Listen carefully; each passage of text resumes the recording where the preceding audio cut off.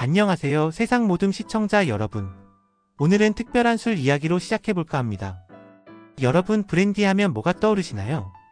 아마 많은 분들이 익숙하면서도 또 잘 모르는 술이라고 생각하실 텐데요. 오늘은 바로 이 브랜디가 평범한 와인에서 불꽃을 만나 불타는 와인으로 재탄생하기까지의 태초 이야기부터 그 안에 담긴 놀라운 제조기술과 땅의 개성까지 깊이 있게 파헤쳐 보겠습니다. 브랜디의 매력 속으로 지금 바로 함께 가보시죠. 1. 태초의 브랜디.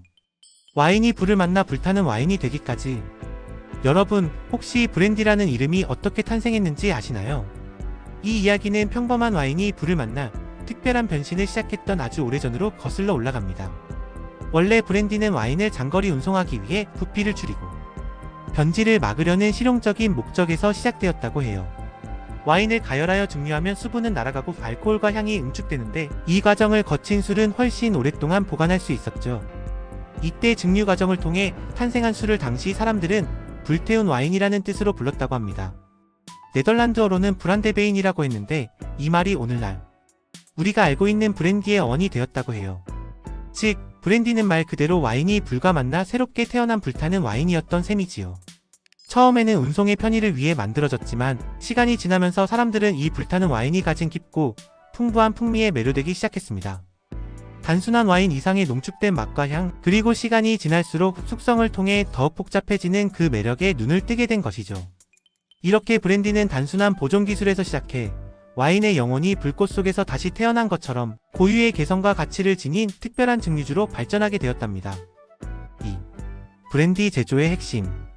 와인을 넘어선 농축의 기술. 브랜디는 단순한 와인이 아닙니다. 와인이 가진 잠재력을 끌어올려 더 깊고 풍부한 맛과 향을 응축시키는 특별한 기술의 결정체라고 할 수 있죠. 그 핵심은 바로 증류 과정에 있습니다. 와인을 증류한다는 것은 와인을 가열하여 알코올과 향, 성분만 수증기 형태로 분리해낸 뒤 다시 차갑게 식혀 액체로 만드는 과정입니다. 물보다 끓는 점이 낮은 알코올의 특성을 이용하는 것이죠. 이 과정을 거치면서 와인 속 수분은 상당 부분 제거되고 알코올 도수는 훨씬 높아지게 됩니다.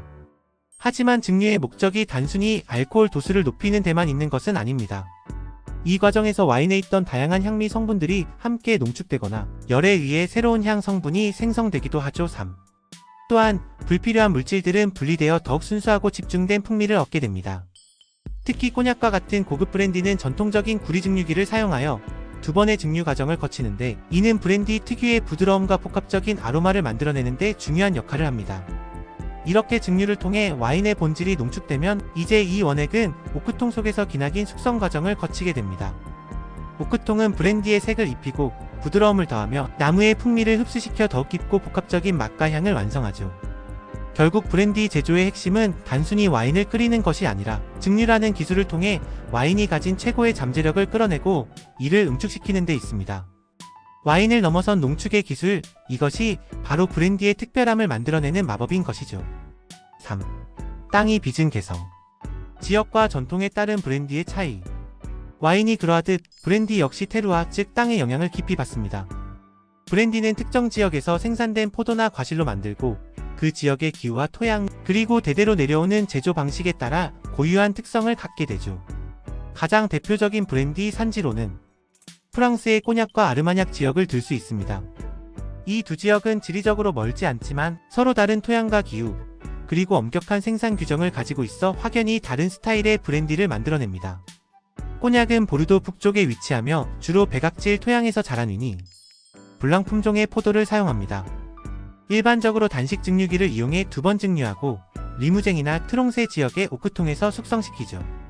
이러한 과정 덕분에 꼬냑은 대체로 섬세하고 우아하며 부드러운 풍미를 자랑합니다. 반면 아르마냑은 꼬냑 남쪽에 위치하며 좀 더 다양한 품종의 포도를 사용합니다. 연속식 증류기를 주로 사용하여 한 번만 증류하는데 이는 원액의 풍미를 더 강하게 남기는 방식입니다. 가스코뉴 지역의 오크통에서 숙성되며 꼬냑보다 좀 더 강렬하고 개성 있는 향미를 지니는 경우가 많습니다. 때로는 좀 더 거친 느낌을 주기도 하지만 그만큼 깊고 복합적인 매력이 있습니다. 프랑스 노르망디 지역의 사과 브랜디인 칼바도스 역시 빼놓을 수 없습니다. 칼바도스는 포도가 아닌 사과와 배를 발효시켜 증류한 술로 상큼하고 달콤한 과일향이 특징입니다. 생산되는 지역의 토양과 사과 품종에 따라 다양한 스타일의 칼바도스가 존재합니다. 이처럼 브랜디는 단순히 포도나 과실을 증류하고 숙성시키는 과정을 넘어 생산되는 지역의 자연환경과 그곳, 사람들의 오랜 경험과 지혜가 만나 특별한 개성을 빚어냅니다.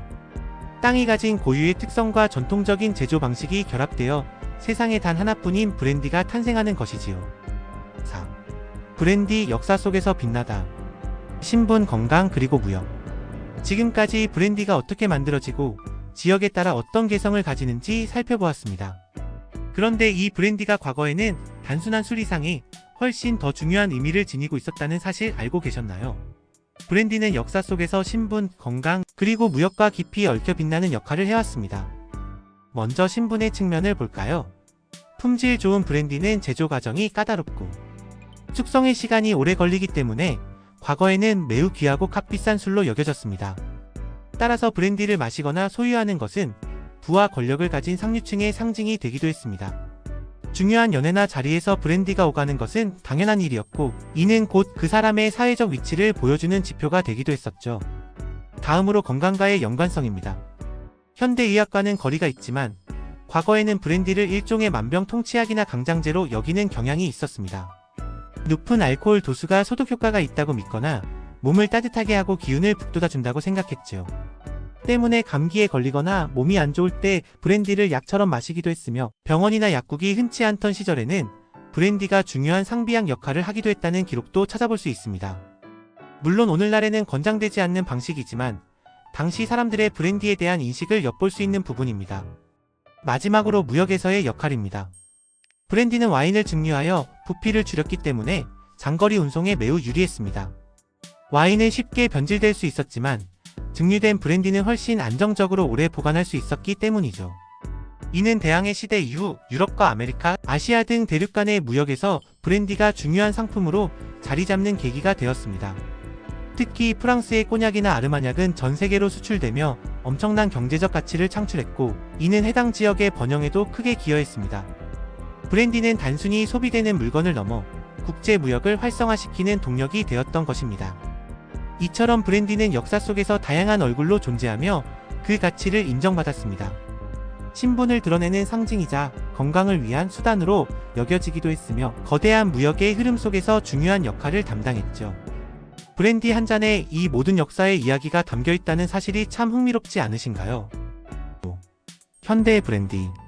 전통과 혁신, 그리고 새로운 경험. 태초에 불타는 와인에서 시작해 역사 속에서 다양한 역할을 했던 브랜디는 오늘날 우리에게 어떤 모습으로 다가오고 있을까요? 현대의 브랜디는 깊은 전통을 계승하는 동시에 끊임없는 혁신을 통해 새로운 경험을 선사하고 있습니다.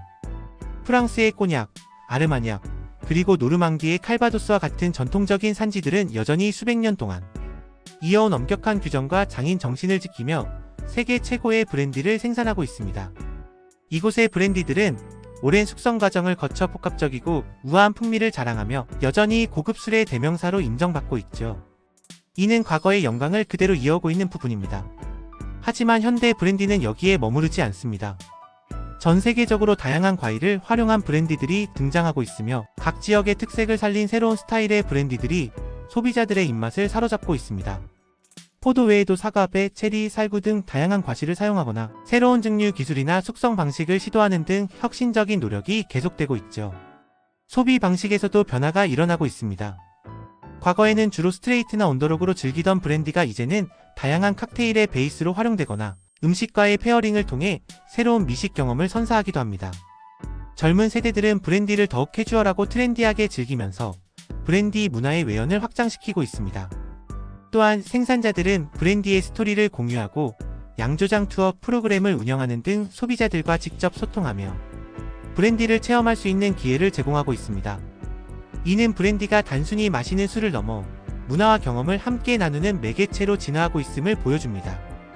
결론적으로 현대의 브랜디는 과거의 영광과 전통을 소중히 여기면서도 새로운 시도와 혁신을 두려워하지 않습니다.